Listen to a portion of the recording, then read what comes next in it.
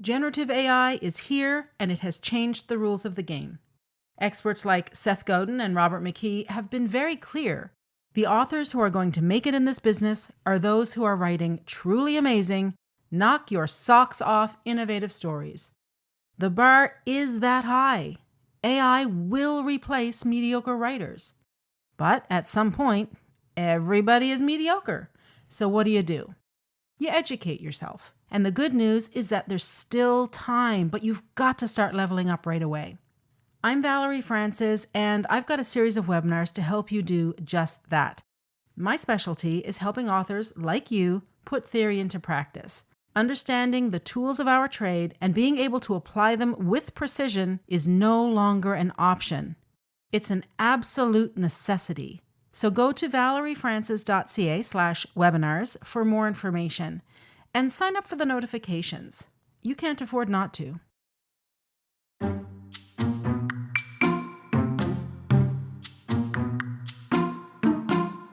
If you want to write stories your readers will love, there are 3 things you need to do.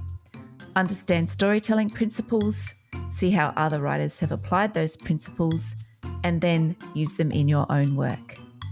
Here on the Story Nerd podcast, our goal is to demystify story theory. We'll help you with the first 2 steps so that you can get started with the third. I'm Melanie Hill, writer, editor, and poet, and I have a passion for spy stories, fairy tales, and master detective novels. And I'm Valerie Francis. I'm a writer and literary editor, and I focus on stories by, for, and about women. On today's episode, Valerie pitched Little Women so that we can study cast design. This 1994 film was directed by Gillian Armstrong from a screenplay by Robin Swecord, based on the book by Louisa May Alcott. Now, of course, there will be spoilers because we can't talk about the movie without talking about the movie, but I think we're pretty safe with this one because it's been around for quite some time.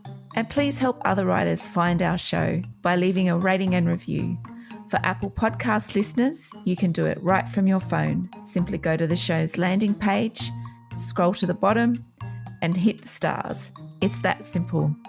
All right, Valerie, this is an old story, I should say, not necessarily an old movie. And the cast is interesting. So how did you go with the cast design this week? It is interesting. And listen, I chose Little Women because, well, listen, it's Christmas week, and I always think of this movie as a Christmas movie. I don't know why. Maybe because they celebrate Christmas in it. But also because I hoped that it might be a good example of cast design. And it's, sometimes a crapshoot when we're picking these movies, I'll be honest. Now, while I do actually think it is a good example of how to structure a cast, I think the character of Jo isn't as developed as she could be, and I think there's a couple of reasons for that. Now, Melanie, you're going to talk about one of them in a few minutes, so I won't tread on your toes. I'll let you talk about that. But one of the ideas I'll mention is that this is kind of a multi-plot story. Jo, yes, she is the protagonist, but her sisters have their own storylines, and those eat up screen time. Laurie's story even takes up some screen time, so there's not as much time in a multi-plot, multi-protagonist story to develop the main protagonist because you're trying to develop everybody else as well. All right. So, be that as it may, the overall design of the cast, I think, works pretty well. Now, if you have a copy of McKee's book on character, toward the end, he does an analysis of Pride and Prejudice. It's a good idea to reread that section with Little Women in mind because there's a lot of similarities. So in Pride and Prejudice, Elizabeth obviously is the main character, and her 4 sisters represent an aspect of her personality, different aspects of her personality. And they serve to highlight her character dimensions. Now, here's a very brief overview of what McKee has to say. When it comes to Jane, well, Jane innocently trusts people, where Elizabeth is skeptical about people's motives. Mary has no charm and no wit, and consequently no social life, whereas Elizabeth has plenty of charm and wit and a very vibrant social life. Lydia has 0 modesty, 0 self-restraint, and Elizabeth has plenty of both. Kitty is entirely dependent on her parents and her sisters and everybody else, like she's useless. Elizabeth is quite independent. And then, of course, there's Charlotte. Now, she's Elizabeth's friend, not a sister, but where Charlotte will marry for practical purposes, like she doesn't need any love between her and her betrothed. Elizabeth has vowed to only marry for love. Now, Little Women offers a similar type of cast design. Jo, of course, is the protagonist, and around her are three sisters, Meg, Beth, and Amy. But she also has her mother, Marmee, her father, who we know just as father, her spinster aunt, Aunt March, her friend Laurie, and her eventual husband, Professor Beer. Now, each of these characters brings out a different aspect of Jo's personality. First, you have Marmee. Now, Jo's probably, of the daughters, she's the one who's most like their mother, in that her dominant trait is her independence and her ability to question the world around her. Both of these women are ahead of their time. Both question the quality of education that Amy is receiving, and both are disgusted by the opinion of Amy's teacher that it's useless to educate a woman.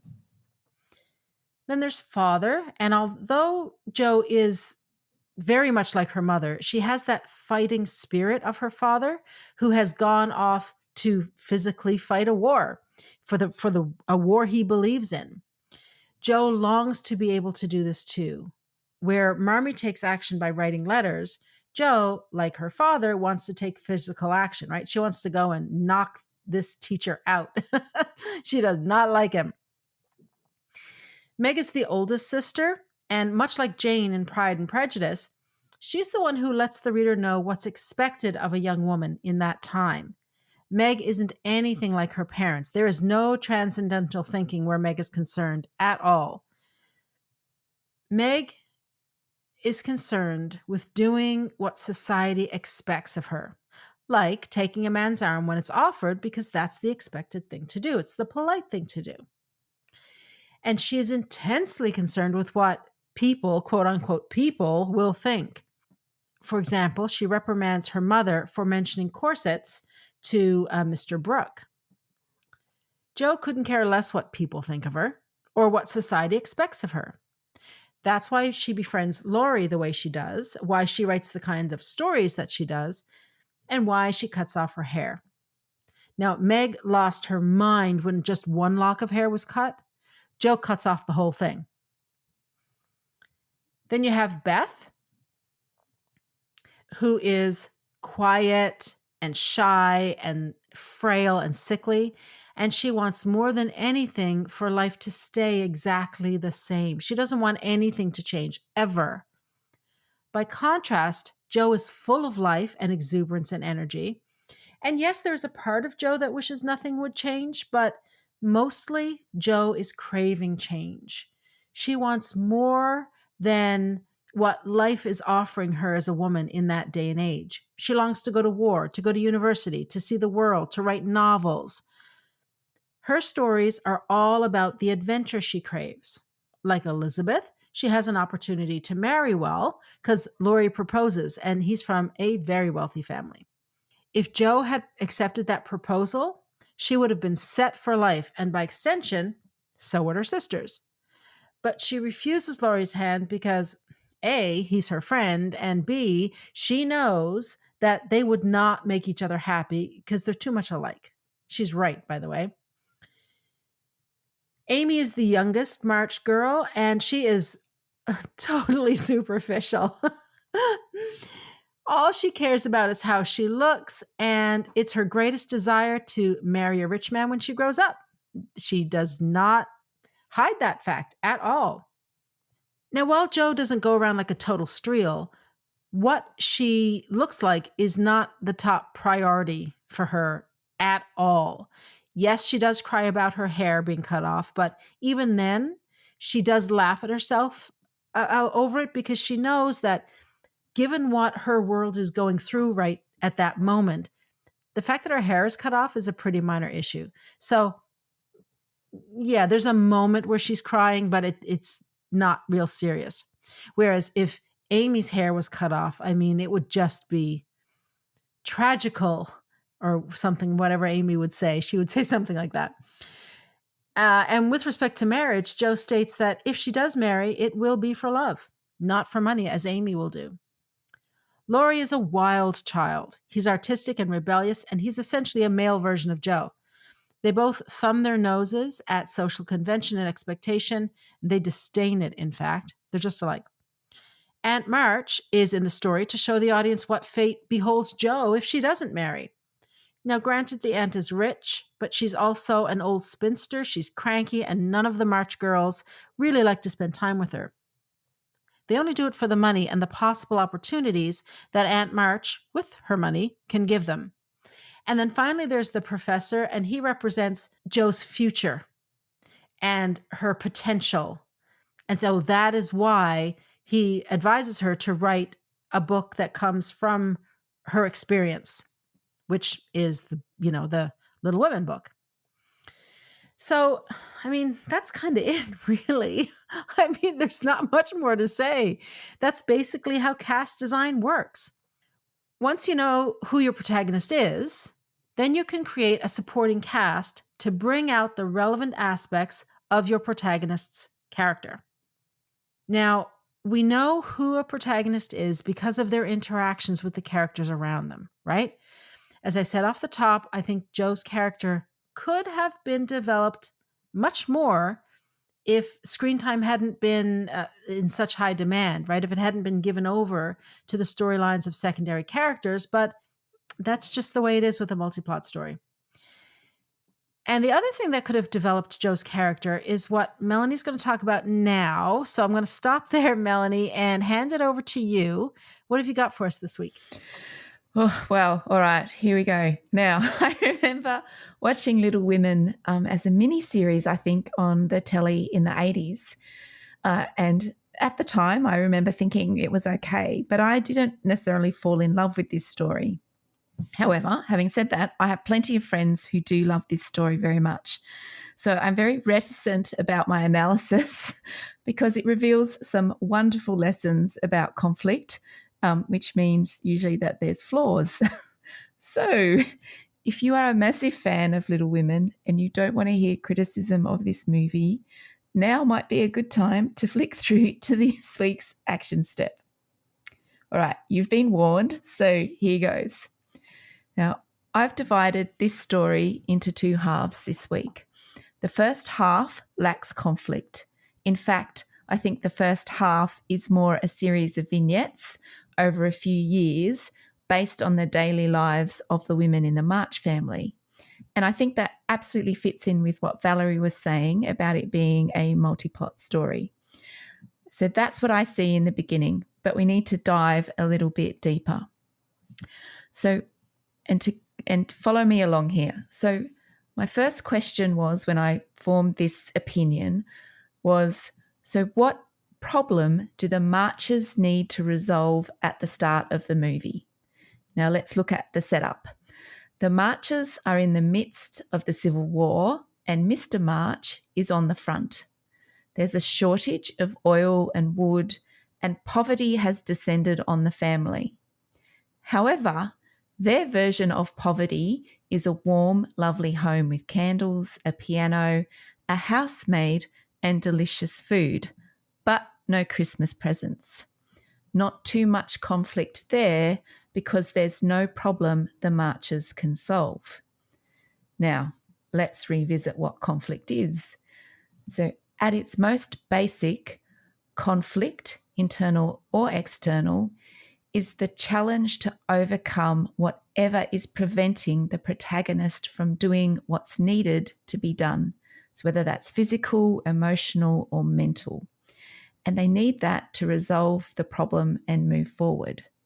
So if conflict is a complex blend of wants and needs, stakes, antagonism, and the protagonist's internal struggle, and I'm saying there isn't any conflict in the first half of the movie, I need to make a case for why I have come to that conclusion. So I'll use Jo, our protagonist, to demonstrate what I mean. Now, in the 26th minute of the film, Jo says to Beth that she wants to do something different with her life, but she doesn't know what it is.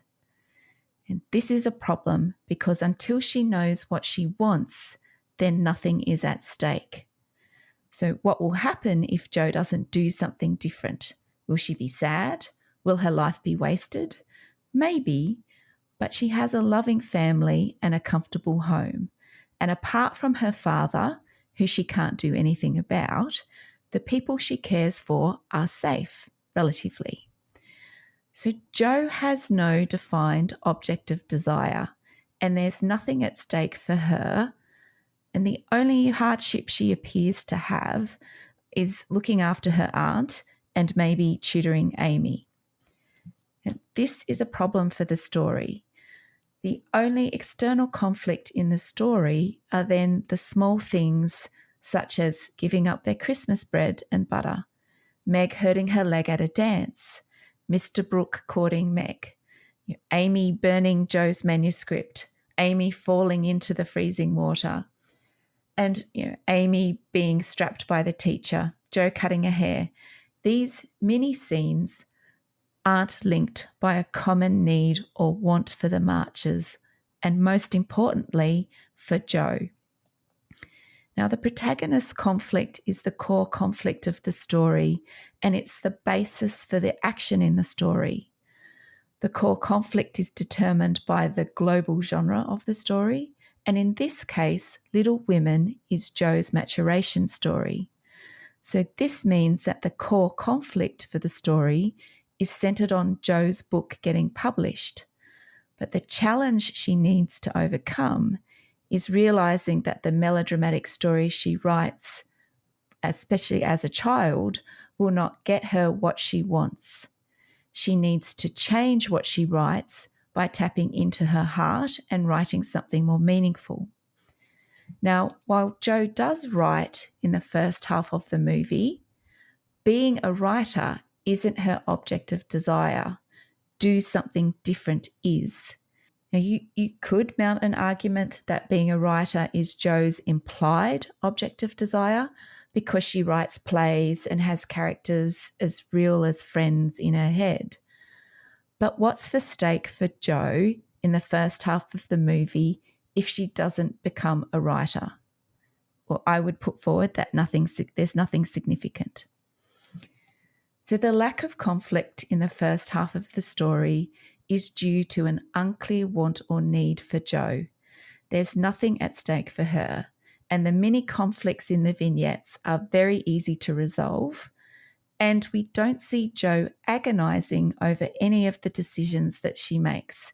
We only see the outcomes. So, for example, how much angst did Jo experience when she cut off her hair to get the money to buy the train ticket for her mother? Well, we don't know, and we don't see that. Now, until there is something to resolve or overcome, there is no conflict in this movie. And apart from cutting her hair, Jo doesn't have to make tough choices in the first half of the movie either. Again, all problems, I think, that stem back to conflict. So that's the first half of the movie. The second half of the movie is different because Jo is forced to make a decision that upsets her normal world significantly. So what is the event that truly throws her world into disarray and forces her to take action? Well, Teddy or Laurie proposes to her and she refuses him. Then Jo confesses to Marmee that she's restless at home but worried that she won't fit in anywhere. So here is where the story conflict starts in Little Women, because Jo starts to want something when she moves to New York. She wants to be a writer. And what's at stake for her if she fails? Well, she will have failed to meet her mother's expectations that Jo was made to use her extraordinary gifts. And what's standing in Jo's way? Well, there are the dramatic stories that she writes. There's the serious publishers who reject her. And then there's her inability to take criticism from Professor Bear. Now the story is interesting. But wait, there's a little bit more. The very light secondary genre in the second half of the movie is the love story between Jo and Professor Bear. Now, the love story serves as the external representation of Jo's internal struggle to do something different and become a writer. She will only be able to accept his love if she accepts his advice about the type of book she's capable of writing. And he says to her, "You should be writing from life, from the depths of your soul. There is more to you than this if you have the courage to write it." So the professor is Jo's antagonist, but he's also her biggest supporter. He's the one who challenges her to change, and he plants the seed of writing from the heart so that when Jo finds Beth's memories, Jo is open to the change and decides to write the Marchers story. Now, Jo's melodramatic stories that are published in the Daily Volcano are representative of her girlhood writing and the plays that she directs with her sisters in the attic. But the novel she writes is the one based on her life with her family.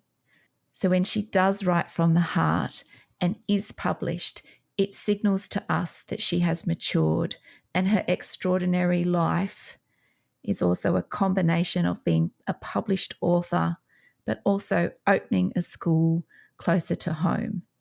And so finally, Jo has decided who she is and what she stands for. The fascinating aspect of studying this movie has been the stark differences between the half without much conflict and the half with conflict. The second half is much more interesting and engaging. Jo has become bearable as a character when she finally has a problem. Well, that's my opinion, by the way. Oh, that could be fighting words for some people. Right. So in the first half of the story, I've already identified that there is little to no story conflict because Jo has no object of desire, so there's nothing at stake. But there are also some other things to consider. The vignettes have small points of conflict, but they do not contribute to the larger story. And I would argue that there's no point to the petty fights the sisters have, and the fights that they do have are very easy to overcome. So Jo also doesn't have to make any decisions about that, and she doesn't have to make a decision about her life until the middle of the movie. This contrasts, or the lack of conflict in the first half, contrasts with this movie's second half, where Jo does have something at stake. She has problems to overcome, and her decisions have consequences for the sort of person she thinks she is. She also has a love interest who challenges her to grow and change. So again, the second half of the movie I found much more interesting than the first. So I hope that if you have stayed with me, that you can also see the differences. And there is enormous amount to learn, I think, about the lack of conflict in the first half of Little Women compared to the second. All right, Valerie, what's our action step for this week? Well, before we get to the action step, I have thoughts. Okay. I don't disagree with anything you have to say. I'm trying to, because we can sort of see through story and we can see how it works. I'm trying to reconcile how beloved this story is and the lack of craft in this particular version. Okay. One of the things I'm thinking about, and if we go back to the episodes we've done and the seasons we've done in the past, we just did a whole season where you looked at world building. I think part of the charm here with this movie is the world that it's set in. So there's a lot of world building that is going on. And I remember this week as I was watching the movie, I thought, this would have been a good one for Melanie to study. Instead of all of those movies that were set in New York, this would have been a really good one for you to study in terms of world building. And those vignettes in the first half are all world building things. I like the term vignettes because they are just little blips, little morsels of Jo's upbringing, Yeah. right? So we can get it. The other thing I'm thinking is that not only are there multiple storylines going on here, but one of the challenges is that there's a huge passage of time, which also dilutes the storytelling. And this is a really common mistake that probably all of us make sooner or later in our writing careers. And it's this: we're trying to put too much story into one film or one novel. We're trying to tell, for example, the whole childhood of a character or the whole life story of a character over 50 years, 20 years, even 5 years can be too much. A story is about one thing, right? We said this in the very first episode of this whole project, this whole adventure odyssey of a podcast. A story is about one thing. Now, you could argue that this is the story of Joe's childhood, but that's not a very specific thing, right?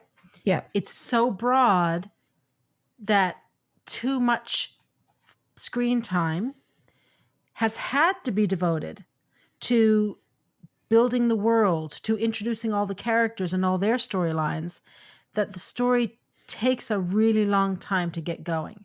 Now, visually, it's a beautiful film, and there's something about a period film that I love. It doesn't matter what period it is or what country it's in. It's just something that tickles me for some reason.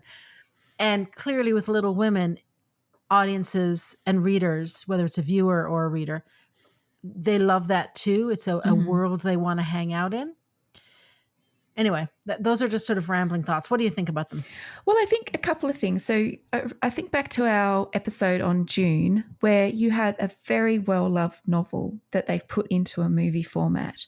And so sometimes I think if you are a lover of the novel, and most people who love Little Women love the novel, that you can potentially get away as in a movie format of a book adaptation to not covering off in the detail in the movie because you understand that the base knowledge of your audience is pretty good.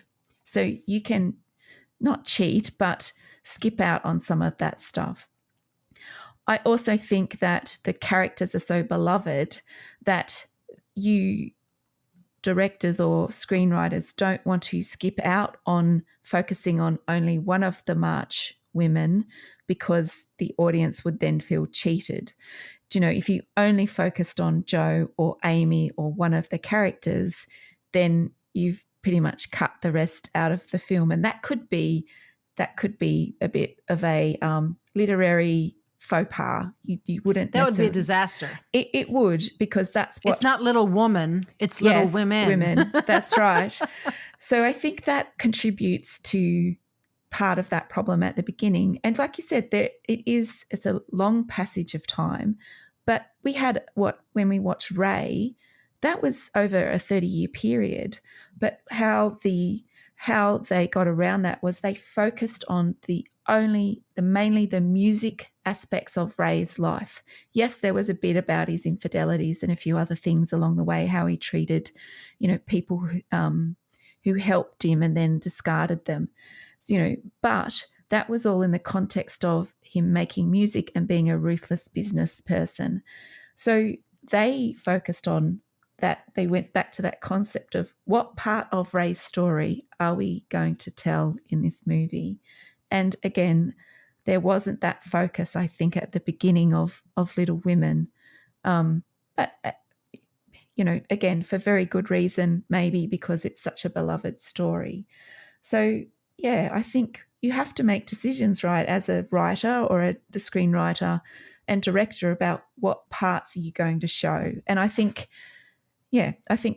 they rely on the audience loving the story, that you don't need to have that complete narrative cohesion at the beginning, but then it kicks in the middle of the story. So that's what I think about it. I think none of the characters were really fully developed at the beginning. And I think that's a shame. I think Meg sort of drops off as well in the second half of the movie, and you don't see her until she's pregnant with the babies and Joe goes back home. So I think they make a choice to show the mini plot stuff at the front, and then it really does become a bit of a maybe 2.5 person story in the back half as well. So with Joe obviously taking up most of the storyline, but then you've kind of got the Laurie and Amy story as well, which is kind of maybe one and a bit people. But so I do think that's problematic. And I think if we're writing a novel, there are absolute lessons that we can take from character development, from telling the right story and having the common narrative thread, or the conflict. What is the story conflict? And having that consistent through the movie. So anyway, that's my thoughts. What do you think about that? It's always strange when a new actress is brought in to play grown-up Amy. Oh, that's odd. Yeah. That's how much the passage of time is, right? Like it's a big deal. They didn't look anything alike. So you cannot have the child. Well, no, you can't have the actress who played the child now be the grown-up Amy. No. So that's always disorienting because you have become attached to the actress who played the child. So anyway, I still like the story, but it's not for artistic reasons. It's for sentimental reasons. Mm-hmm. So I will still watch it with my mom and my sisters, although my mind will probably wander when I know the weak parts are coming up. I'm not allowed to talk when we're watching movies. I am warned time and again. I get accused of ruining movies for everybody. Yes. That's what we do here on Story Nerd. We ruin movies. We ruin movies. That's our new tagline. That's right. Oh, God. Oh, my God. Okay, let's move on to the action step before we really get in hot water. Okay, I've got what I think is a nice light action step for you. So let's see. First, what I want you to do is make a list of all of your supporting cast members. And then, next to their name, jot down which characteristic that are they bringing out in your protagonist. And then I want you to brainstorm ways to dramatize the characteristic so that your reader gets to know your main character. I don't know if that made any sense, so let me give you an example. If your protagonist is tenacious, you need two things. You need a character to bring out her tenacity and a situation to bring out her tenacity. So, for example, in the movie Rocky, the match with Apollo Creed shows us how tenacious Rocky Balboa is. Apollo keeps hitting him, but he refuses to stay down because he wants more than anything to go the distance. So the character who helps bring out Rocky's tenacity is Apollo Creed, and the situation is the match. Hopefully that makes sense. Good luck. That wraps it up for this week. Join us next week and grab your plaid tracksuits when we discuss The Gentleman.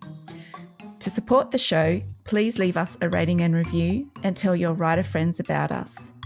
For access to writing templates and worksheets and more than 70 hours of training, subscribe to Valerie's Inner Circle by visiting valeriefrancis.ca/innercircle and follow her on X, Instagram and Threads at Valerie_Francis.